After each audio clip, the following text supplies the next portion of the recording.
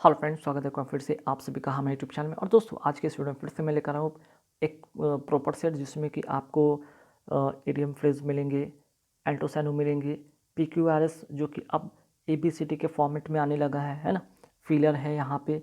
तो सारे एक कंप्लीट एक पैकेज आप लोग के साथ लेकर आया हूँ जो कि आपको यहाँ पे बेस्ट करने के लिए आपके एग्ज़ाम में एक अच्छा प्लेटफॉर्म यहाँ पे मिल सकता है, एक अच्छा क्वेश्चन का पैकेज मिल सकता है जो कि आप अगर कंटिन्यू प्रैक्टिस करते हैं तो आपके मैक्सिमम स्कोर होंगे गेन, ठीक है, एग्ज़ाम में। तो आइए यहाँ पे फर्स्ट क्वेश्चन जो है कि ए बी सी डी का फॉर्मेट में जो आता है एग्ज़ाम में, उसी के अकॉर्डिंग यहाँ पे मैं आपको बताऊँगा, ठीक है ना। तो यहाँ पे इस तरह से चार आपको ऑप्शन, चार आपको लाइन का एक सेंटेंस मिलेगा, ठीक है। 4 सेंटेंस मिलेंगे, इनको अरेंज करना है, मीन्स जिसको कहते हैं सेंटेंस रीअरेंजमेंट या पाराजम्बल के फॉर्मेट में इस तरह से लिखा रहेगा। पहले का जो ओल्ड पैटर्न में क्या था, PQRS इस तरह से लिखा रहता था ना, अब वो PQRS वाले फॉर्मेट में नहीं होंगे, 4 सेंटेंस दिया रहेगा, उसको अरेंज करना है ना। तो कैसे करेंगे ना इसको, बहुत ही आसान तरीका है। सबसे पहले देखिए एलिमिनेशन कर लेंगे। सबसे पहले अगर हम बात करते हैं, कोई भी सेंटेंस स्टार्ट होता है नाउन से, या तो नाउन होगा या फिर कोई इंडिपेंडेंट सेंटेंस होंगे। दूसरा, नाउन के बाद जस्ट प्रॉपर नाउन होता है, इसी का प्रोनाउन होता है। नाउन के बदले में क्या यूज़ होता है, प्रोनाउन यूज़ होता है। उसके बाद सॉरी, एक तो ये फॉर्मेट हो सकता है, और बीच लास्ट वाले जो सेंटेंस होंगे कहीं ना कहीं वो देयरफॉर से हो सकता है, लास्ट करके शुरू हो सकता है, ठीक है, इन द एंड हो सकता है, इस तरह से होंगे। या फिर आपको सब्जेक्ट वर्ब ऑब्जेक्ट के फॉर्मेट में हो सकता है ना। तो इस तरह से सेंटेंस अरेंज क्या होगा। तो बेसिकली आपको अगर एसएससी के अगर पेपर दे रहे हैं और इस तरह के क्वेश्चन आपको मिलेंगे, तो बस एक नाउन एक प्रोनाउन ढूंढना, आपका काम आसान हो जाएगा, ठीक है। और थोड़े बहुत आपको रीडिंग स्किल अच्छी करनी पड़ेगी, एक एवरेज भी रहेगा, आप चीज़ों को सेंटेंस को पकड़ सकते हैं और इजी वे में कर सकते हैं। देखिए समझिएगा, यहाँ पे सबसे पहले मैं क्या कहना चाह रहा हूँ, आपको ही से सेंटेंस कभी शुरू होता है क्या, नहीं, है ना। इट भी क्या है, नहीं, ये सभी सभी क्या है, ये प्रोनाउन है, ठीक है, सभी क्या है, प्रोनाउन है। सब्जेक्ट जो होगा नाउन के बदले जो यूज़ होता है, उसके जो इन प्लेस ऑफ नाउन जो कहते हैं, उसके स्थान पे आने वाले ये सब चीज़ें हैं। तो ये इन दोनों से तो होगा नहीं, ना तो ए से शुरू होगा ना तो डी से होगा। जब भी होगा या तो बी या सी होगा, है ना। सॉरी। अब यहाँ पे सवाल ये होता है इनमें भी कौन सा पहले। वंस ही आस्क, देखिए वंस के बाद ही पूछा, फिर से क्या है, ये प्रोनाउन हो गया। ही क्या है आपका, यहाँ पे क्या हो गया, प्रोनाउन हो गया, है ना। तो देखिए ये भी यहाँ से भी सेंटेंस शुरू हो नहीं रहा है। अब कुल मिलाकर बी से स्टार्ट होने वाला है सेंटेंस, तो बी से स्टार्ट होने वाला है, तो एलिमिनेट कर लेना, पहले एलिमिनेट कर लीजिए उसको। अब दो ही तो बचा है आपके पास, बी ए डी सी हो गया या सी डी होगा। तो बी के बाद तो कन्फर्म हो गया ए आता है, दोनों ऑप्शन के अनुसार तो बी ए तो कन्फर्म होता ही होता है ना। तो देखिए emperor Akbar was in the habits of putting riddles and puzzle to his courtiers. Akbar का जो आदत था क्या, कोई ना कोई ऐसा ऐसा पजल लाना, एक एक उलझन वाले क्वेश्चन को लाना और उस क्वेश्चन को क्या करना, अपने कटरेस से पूछना, ठीक है। ऐसा उसका आदत था, हैबिट था, पुटिंग रिडल्स, कोई ऐसा उलझन, कोई अनोखा पहेली जैसा चीज़ें वो हमेशा कटरेस से पूछता रहता था। होता क्या इसके बाद कि अब इसके बाद कौन सा सेंटेंस होगा, बी के बाद ए कहा गया है, ठीक है, बी के बाद तो ए होगा। तो होता है कि ही often ask question which were stern and witty. तो जो भी रिडल होता था उसमें एक चीज़ था, वो क्या था भाई, उसके क्वेश्चन में एक अजीब सा क्वेश्चन होता था, अनोखा होता था, और बहुत ही उसमें बुद्धि का काफ़ी ज़्यादा, अपने विजडम का ज़्यादा यूज़ करना पड़ता था, ठीक है। तो बी के बाद तो ये हो गया, ए होना ही होना है। अब बचा सी और डी में से कौन पहले। तो होता क्या कि it took much wisdom to answer these question. तो क्वेश्चन के लिए देखिए दीज क्वेश्चन की बात कहा गया ना, इसके पहले कोई ना कोई क्वेश्चन की बात हुआ होगा तभी इसके बाद दीज क्वेश्चन आया है। तो ये भी होगा नहीं, तो डी तो होगा नहीं, बी के बाद तो डी होने सारी, जब भी आएगा तो लास्ट में ही आएगा क्योंकि एक ही तो बचता है ना फिर। तो कुल मिलाकर हो गया सी, है ना, कुल मिलाकर हो जाएगा और सी होगा नहीं। एक सेकेंड, दिस क्वेश्चन की बात कहा गया था, अच्छा हाँ, यहाँ पे एक क्वेश्चन है, कहा गया ही ऑफन आस्क क्वेश्चंस, ये क्वेश्चंस के लिए दिस क्वेश्चन का यूज़ किया गया है ना, ये जो क्वेश्चन है ना उसके लिए दिस क्वेश्चन का यूज़ किया गया है। तो ये तो हो गया, ठीक है। अच्छा, तो इसी के बाद आना है ना, देख रहे हैं ना, दिस क्वेश्चन किसके लिए, इस क्वेश्चन के लिए, और ए के लिए ए का यूज़ हो चुका है, तो इसके जस्ट बाद डी होना चाहिए। अब बी और ए मिल गया और डी मिल गया तो आगे आप दिमाग नहीं लगाएंगे, एग्जाम में समय फालतू का बर्बाद करेंगे। आपको अगर 3 ऑप्शन यहाँ पे दिख गया है, बी ए डी मिल गया, आप टिक करके आगे बढ़े। हाँ, सीखने के लिए आप सीख सकते हैं। अब इसके बाद क्या होगा, तो होता क्या है कि it took much wisdom to answer this question. क्यों? क्योंकि he often ask question which were strange and witty. एक तो बहुत ही वो बुझावल जैसा चीज़ें पूछता था, पजल जैसा चीज़ें पूछता था और बहुत ही अजीब, और उसमें काफ़ी सारा दिमाग लगाना पड़ता था। अगर विट्टी की बात कर रहे हैं, बुद्धिमत्ता की बात करें, तो उसी बुद्धिमत्ता की यहाँ पे बात की गई थी कि भाई it took much wisdom to answer this question, इसी क्वेश्चन की बात हो रही थी। और यहाँ पे विटी से, witty equal to word, witty equal to wisdom होता है, विजडम होता है। देखिए एक छोटा सा क्वेश्चन का पैकेज है, लेकिन समझना काफ़ी इंपॉर्टेंट है, ठीक है। तो इसी विजडम की बात यहाँ किया गया था, है ना। अब जब इतना सारा बातें समझ में आ गया तो वंस, एक बार की बात है, he ask a strange question that confuse everyone. और एक बार की बात है, ऐसा क्वेश्चन पूछा जिससे सभी कोई हैरान परेशान हो गए, है ना, कन्फ्यूज हो गए, बस लास्ट खत्म। तो बी ए डी सी इस तरह से कॉम्बिनेशन इसका बनेगा, है ना। अब आइए इसका सेकंड क्वेश्चन देखते हैं। सेकंड क्वेश्चन भी इसी तरह से है। सेकंड क्वेश्चन में कैसे इसको अटेम्प्ट लेंगे, तो सबसे पहले स्टार्ट करेंगे। आप सेंटेंस जब देखेंगे तो आपको पता है कि देयरफॉर से तो स्टार्ट होना है नहीं, सो से भी स्टार्ट होना नहीं है। अब बचा आपके पास दो, या तो ये या तो बी, या तो ए या तो बी, तो डी वाला तो हुआ नहीं, ख़त्म। अब इन दोनों से अगर पता कर ले तो बाकी चीज़ें पता चल जाएगा। मोस्ट ऑफ देम, देखिए मोस्ट ऑफ देम किसके लिए, कहीं ना कहीं कोई सब्जेक्ट की बात है इसके पहले हुआ है, कहीं ना कहीं उसके लिए कोई ना कोई नाउन की जिक्र हो चुका है। उसी के बदले में जो प्रोपर नाउन होता है, जो प्रोनाउन होता है, उन्हीं के ऑब्जेक्ट की बात किया गया है। दे का देम होता है, मीन्स किसके पहले कोई ना कोई नाउन का यूज़ किया गया होगा। देम किसके लिए, तो देम किसके लिए किया होगा, तो सी तो होगा ना, डी नहीं होगा। तो बस इसी प्रिजनर की बात तो कर रहा था, इसी प्रिजनर के लिए तो बात की ना, क्योंकि प्रिजनर यहाँ पे क्या प्लूरल है, और देम भी क्या यहाँ पे दे का ही आता है ना, दे का ऑब्जेक्टिव केस में ये होता है ना देम, ये भी प्लूरल। तो ये दोनों तो मैच कर गया कि not all prisoners are hardcore criminals. सभी के सभी जो क्रिमिनल्स होते हैं वो खतरनाक नहीं होते हैं, ठीक है। उनमें से कहा गया कि most of them are in jail because of their circumstances. तो कहने का मतलब कुछ ऐसे भी होते हैं कैदी जो कि उनकी कुछ ऐसी मजबूरी, कोई परिस्थिति होती है जिनकी वजह से वो उनको जेल में होना पड़ता है। तो बी से तो शुरू हो गया सेंटेंस और उसके बाद ए आ गया। तो देखिए ना तो बी से यहाँ शुरू था ना बी से यहाँ से शुरू था, मीन्स के बी के बाद तो ए था, तो बस हिट करें आगे बढ़ेंगे। लेकिन समझाने के मैं आगे बता देता हूँ, इसका डी आंसर होगा। अब बात इतना तो हो गया। अब है कि therefore learning trade would help them री इंटीग्रेट विद सोसाइटी, या इसके पहले क्या होना चाहिए, तो इसके पहले होना चाहिए सो। इन्हीं लोग की बात कहा गया ना, फिर से प्रोनाउन की बात किया गया।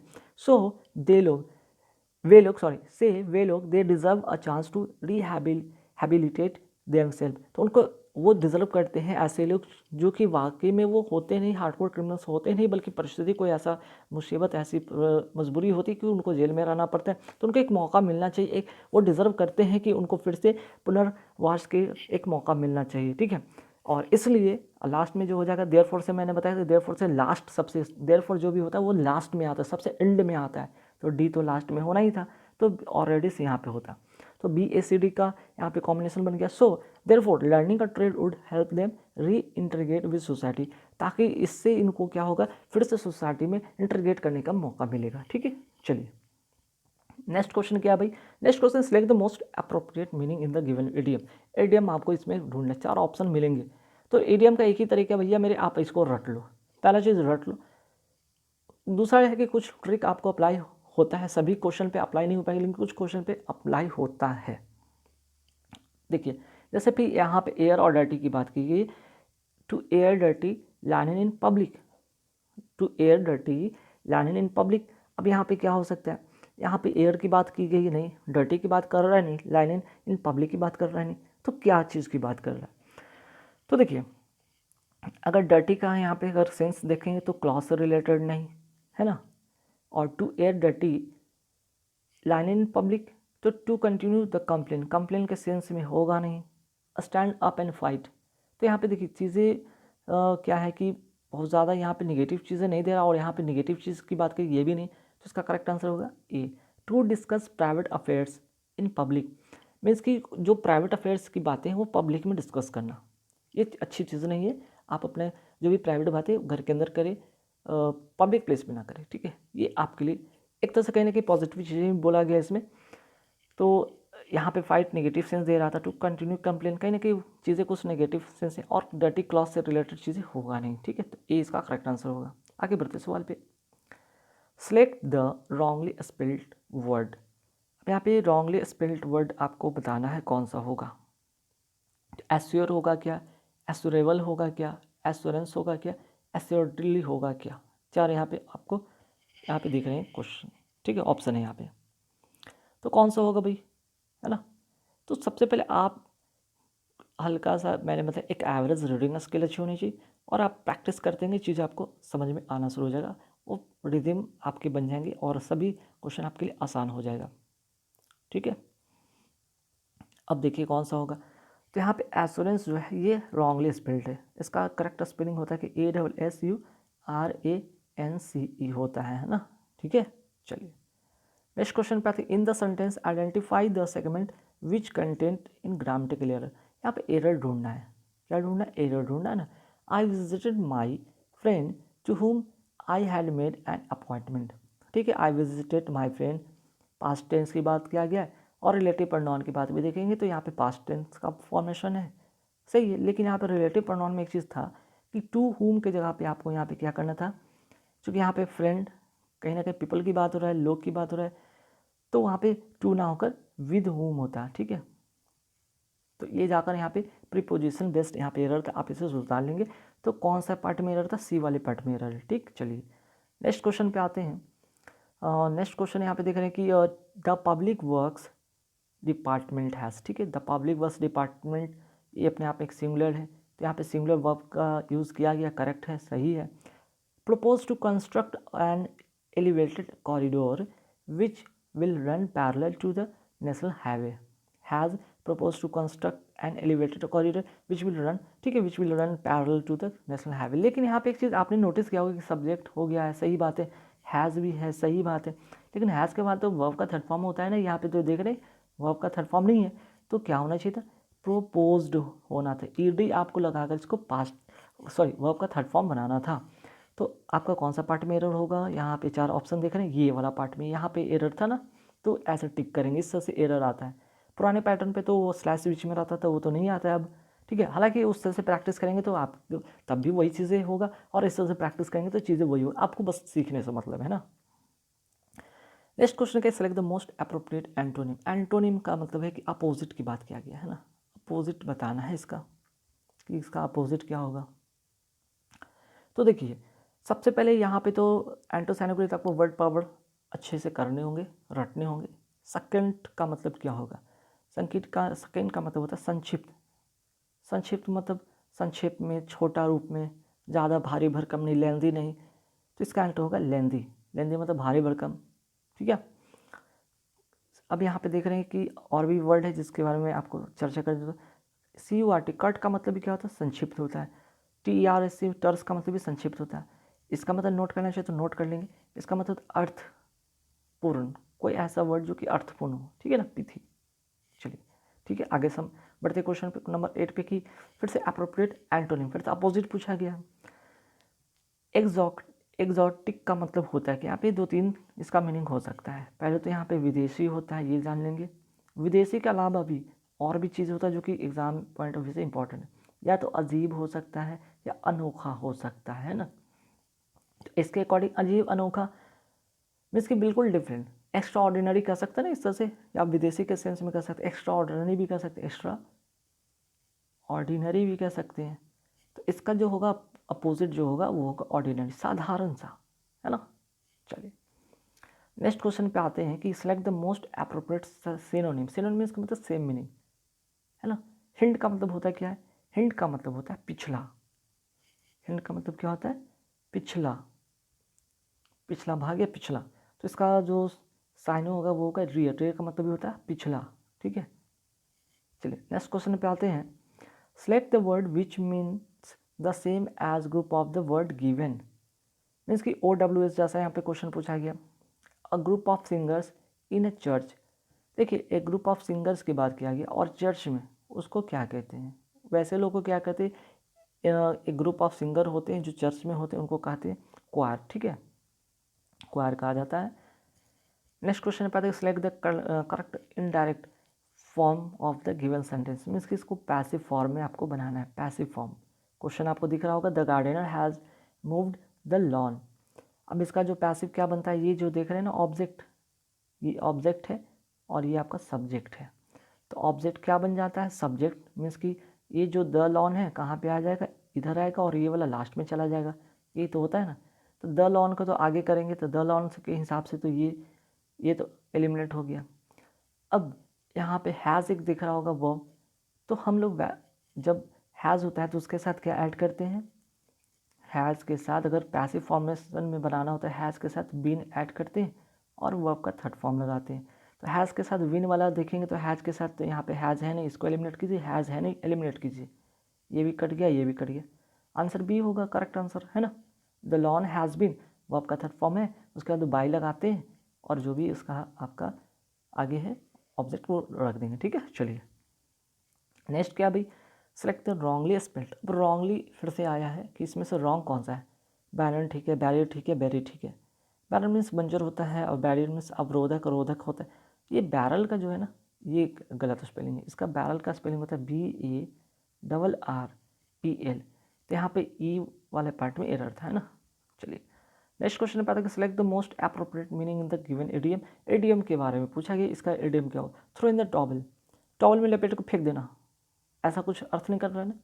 तो थिंक ऑफ सॉल्यूशन नहीं, ड्रॉप समथिंग।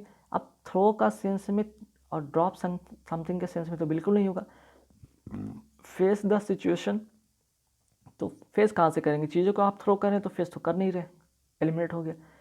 और चीज़ों को थ्रो करें तो थिंक भी नहीं कर रहे, तो क्या करना है, चीज़ों को थ्रो इन टॉवल। तो इसका जो करेक्ट आंसर होगा वो एडमिट डिफीट। एक तरह से कह सकते थ्रो इन टॉवल मीन्स की चीज़ों को फेंक दिए, मीन्स की आप हार मान लिए, है ना, आप अपनी हार को स्वीकार कर लिए। करेक्ट आंसर होगा डी। नेक्स्ट क्वेश्चन है क्या भाई, फिर से साइनो आ गया, सेम मीनिंग। इनएंडो का मतलब क्या होगा, इन्यूएंडो, इन्यूएंडो का मतलब होता है, इसका मीनिंग होता है संकेत होता है या इशारा भी कह सकते हैं, और दूसरा अर्थ में देखा जाए तो व्यंग भी कह सकते हैं, किसी पर व्यंग कसना, है ना, व्यंग हो गया, ताना हो गया, क्रिटिसाइज के सेंस में हो सकता है, ठीक है। या कुछ ऐसा आपके अंदर कोई ऐसी मनसा से कुछ बोल देते हैं या आशय से बोल देते हैं, उसको उसका साइन जो होगा इम्प्लीकेशन होगा, ठीक है। इसका जो करेक्ट आंसर होगा वो इम्प्लीकेशन होगा। क्लियर। चलिए अब यहाँ एक सिंपल सा क्वेश्चन है जो फिलर से है, यहाँ पे कौन सा फिलर करेंगे। In spite of being born in an dash family he choose to fight all odds and emerge as a notable statements, ठीक है। अब यहाँ पे कि in spite of being born in dash family, इस मतलब कि कैसे फैमिली में, अब यहाँ पे एक ऑप्शन यहाँ पे डालेंगे कि ऐसे फैमिली में बॉर्न होने के बावजूद उसने क्या किया, सारी जो परेशानी है जितने भी मुश्किलें हैं उसके साथ फाइट किया और एक नोटेबल स्टेटमेंट्स की तरह अपने आप को प्रदर्शित किया, है ना। तो यहाँ पे फैमिली, कैसा फैमिली होना चाहिए, इम्पेक्केबल होना चाहिए। इम्पेक्केबल का मतलब तो पता है कि क्या होना चाहिए, टूटीहीन होता है, टूटीहीन तो फैमिली की बात हो नहीं रहा है। इंटेलिजेंट नहीं, पोवरिस्ट होगा या फिर इमैकुलेट होगा। इमैकुलेट का मतलब भी होता है टूटीहीन, तो इम्पोवरिस्ट होगा ही ना। इम्पोवरिस्ट का मतलब होता क्या है, गरीब। इम्पोवरिस्ट का मतलब होता है गरीब। तो यहाँ पे चूँकि यहाँ पे इन स्पाइट का मतलब भी था कि यहाँ पे एक कॉन्ट्ररी कंडीशन बता रहा था ना, और तो इसलिए यहाँ पे आप जब यहाँ पे ये फिल करेंगे इम्पोवरिस्ट तो ये बिल्कुल सही होगा, ठीक। कि गरीब फैमिली में जन्म लेने के बावजूद उसने सारे कठिनाइयों का सामना किया और आज एक नोटेबल, एक प्रख्यात, एक प्रसिद्ध व्यक्ति के तौर पर सामने आया, है ना।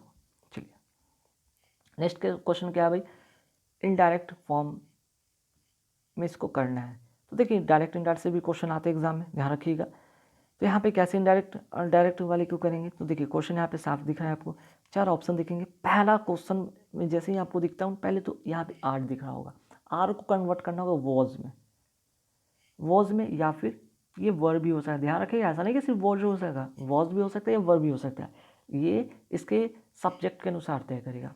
इसके सब्जेक्ट अगर प्लूरल होंगे सिंगुलर होंगी तो वॉज, सब्जेक्ट अगर प्लूरल होंगी तो वर होगा, है ना। तो देखते हैं भाई यहाँ दीज बॉयज़ है मीन्स कि प्लूरल है तो डेफिनेटली कि वर होगा, ये वाला होगा। अब ढूंढे, आर है नहीं होगा, आर है एलिमिनेट कर देंगे। दीज बॉयज़ वर तो वाई वर, हाँ वर तो यहाँ भी मिल गया और वर यहाँ भी मिल गया। कंडी अब हम फंस गए भैया, अब हम क्या करें, वर तो दोनों जगह आपने बता दिया कि वर देखेंगे और टिक कर देंगे। नहीं रुको रुको भाई, यहाँ पे क्वेश्चन मार्क वाला है ना, क्वेश्चन मार्क जब इनडायरेक्ट नरेशन बनाते हैं नरेशन में तो डायरेक्ट से इनडायरेक्ट में आप बनाते हैं तो क्वेश्चन मार्क तो हट जाता है, हालांकि दोनों में क्वेश्चन मार्क है नहीं, ठीक है बात सही है। जब क्वेश्चन मार्क नहीं है तो वाई के बाद क्या आना चाहिए आपका, यहाँ पे वाई के बाद क्या आना चाहिए, सोचिए फटाफट, आपको मौका देते हैं। तो वाई के बाद आपका यहाँ पे सब्जेक्ट होना चाहिए, तब जाकर ये सही होगा। अगर वाई के बाद अगर यहाँ पे वर्ब आ गया, ठीक है, तो वो गलत हो जाएगा। तो डी नंबर इसका करेक्ट आंसर हो जाएगा, ठीक है। वाई दोज, अच्छा एक तो और करना होगा, दीज का क्या बनाना होगा, दोज, ठीक है, दीज का कन्वर्ट हो जाएगा दोज में। इसमें भी देख रहे थे दीज का तो दीज ही था, तो ऐसे भी एलिमिनेट हो गया। यहाँ पे भी चेक कर लिया आपने कि दीज देख लिया, होगा ही नहीं, दीज का तो दोज होता है, क्लियर। चलिए, तो नेशनल में ध्यान रखिएगा, एक दो पॉइंट पकड़ के ही आप चेक करके जल्दी से आगे बढ़ जाएंगे, समय को बर्बाद ना करेंगे। जैसे कि आर के लिए और दीज बॉयज़ के लिए, दीज का तो दोज बॉयज़ होता है, तो दोज बॉयज़ यहाँ पे मिल गया और आर का वर होता है, हो गया करेक्ट, है ना। चलिए आगे बढ़ते सवाल पे। यहाँ पे same as the group of given word means कि OWS वाले क्वेश्चन है, one who does not tire easily, ऐसा व्यक्ति जो कभी जल्दी थकता नहीं हो, तो इसको कहते हैं इनडेफैटिगेबल, जो कभी नहीं थके, है ना, क्लियर। बाकी इनफॉलिबल का मतलब होता है अचूक, जो कभी ना चुके। इनडेलिबल का मतलब क्या होता है भाई, ना मिटने वाला, इनडेलिबल ना मिटने वाला। और इनएविटेबल का मतलब होता है अटल, जो डेफिनेट हो, है ना। चलिए नेक्स्ट क्वेश्चन पे आते हैं भाई। नेक्स्ट क्वेश्चन यहाँ पे फिलर से रिलेटेड है, पीपुल्स विल एंड डिटर्मिनेशन, ठीक है, peoples will and determination can help them what, can help them most of the challenges of life. यहाँ पे देखिए मोस्ट ऑफ द चैलेंज की बात किया गया है, लाइफ में काफ़ी सारे जो परेशानी है, चैलेंजेस है, उनको क्या करना है, उनका विल और डिटर्मिनेशन, उनका जो दृढ़ निश्चय है, उनको क्या करता है, एक व्यक्ति को काफ़ी सारे लाइफ में जो चैलेंजेस उनसे उसका छुटकारा उनको मिलता है, उन पर उसका काबू पा लेते हैं ना, वो काबू पा लेते हैं। तो काबू पा लेना का मतलब होता है ओवरकम, ओवरकम मतलब काबू पा लेना। वैसे परिस्थिति वैसे कंडीशन में आप उस चीज़ पर काबू पा लेते हैं ना, काबू पाना, ठीक है। चलिए नेक्स्ट क्वेश्चन क्या है भाई, नेक्स्ट क्वेश्चन यहाँ पे सेंटेंस इंप्रूवमेंट करना है कि I hope never to have another so experience as I had in Puri during cyclone funny. अब देखिए यहाँ पे सो एक्सपीरियंस एज क्या होना चाहिए, देखिए I hope never to have another, I hope never to have another such experience होगा। यहाँ पे सच और एज वाला इसका कंडीशन होगा। जब आप सेंटेंस पढ़ेंगे तो इसका मतलब ये होता है कि I hope never to have another, काश ऐसा मीन्स कि कोई और दूसरा इस तरह के जो अनुभव हमने जो देखा है, अनुभव किया है कि आई had in Puri during cyclone funny, जब मैं पूरी में था और उसी वक्त जो साइक्लोन आया था उसी दौरान, और जो उस तरह के जो हालात हुए थे, जो एक्सपीरियंस हमने गेन किया है, जो हमने गेन नहीं किया, जो एक्सपीरियंस हमने देखा था, ठीक है, वो चीज़ क्या हो, ऐसा दोबारा ना हो, है ना। सच होता है इसके लिए, ऐसा के लिए हम लोग सच का यूज़ करते हैं, सच का यूज़ करते हैं, ठीक है, सच एज। नेक्स्ट और लास्ट क्वेश्चन इस वीडियो का है, यहाँ पे भी सेंटेंस इंप्रूवमेंट करना है। तो यहाँ पे क्या होगा, oh what lovely necklace you need, no नहीं, यू नीड के साथ नॉट लगता है, नीड नॉट लगता है ना। तो नीड नॉट को हम कॉन्ट्रैक्ट फॉर्म में क्या लिखते हैं, नीडंट लिखते हैं, और नीडंट के बाद हमें क्या लगाना होगा, have, means you need not have such an expensive gift. मतलब ये जो सेंटेंस का जो फॉर्मेशन है, आपको ऐसे गिफ्ट नहीं क्या करने चाहिए, खरीदने चाहिए। खरीदने चाहिए के सेंस में हम नीड नॉट हैव का यूज़ करेंगे, मीन्स कि बी नंबर इसका करेक्ट आंसर होगा, ठीक है। तो गाइस कैसे लगे वीडियो में कमेंट करके ज़रूर बताना। इसके बाद और भी वीडियो कंटिन्यू आते रहेंगे टिल एग्ज़ाम तक, ताकि आपको बेस्ट परफॉर्मेंस आपको करने का मौका मिले एग्ज़ाम में और मैक्सिमम स्कोर गेन करें एग्ज़ाम में, ठीक है। और काफ़ी सारे मेरा वीडियो पड़ा है, यूट्यूब चैनल हमारा है जिसमें आप उसके प्लेलिस्ट में जाकर देख सकते हैं। साथ ही साथ जीके का भी कंटिन्यू सीरीज एक शुरू किया हूँ मैंने, जो कि अल्टरनेट 2 और 3 डेज पे आते हैं, उनको भी आप देख सकते हैं, प्लेलिस्ट में मिल जाएंगे। ठीक है, चलिए, थैंक यू वेरी मच।